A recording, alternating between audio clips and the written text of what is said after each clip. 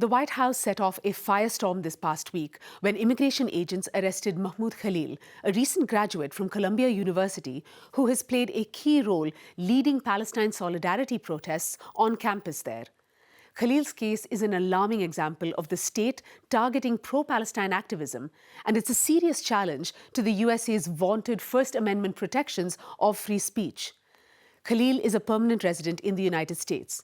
He holds a green card, is married to an American citizen, and now faces possible deportation. I think we ought to get them all out of the country. They're troublemakers, they're agitators, they don't love our country. We ought to get them the hell out. The messaging from Washington has been chilling.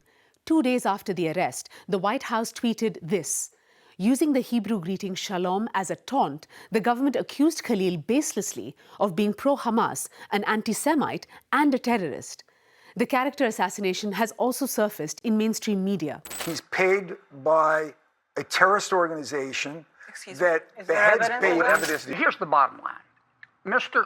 Khalil hates America. Khalil has not been charged with criminal activity. Instead, the government is using a rarely invoked provision of US law which says that non-citizens can be deported if there are, quote, reasonable grounds to believe that that person would have potentially serious adverse foreign policy consequences for the United States. And that judgment can be made by the Secretary of State. Because these lunatics are running around with covers on their face, screaming terrifying things. If you told us that's what you intended to do when you came to America, we would have never let you in. And if you do it once you get in, we're going to revoke it and kick you out. Government officials have made clear that Khalil is the first of many who will be targeted for pro-Palestine activity. It's not clear what process is being used to identify these people or the threat that they pose. But pro-Israel activists and the group Betar US have collated lists of campus protesters and shared those databases with the Trump administration.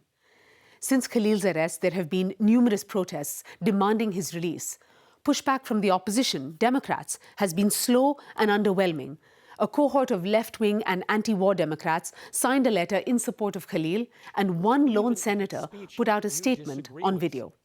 If our new reality is that a president can disappear an opposition protester with no charges filed against them, we are not America any longer. Today it's Mahmoud Khalil. Tomorrow it's me or you.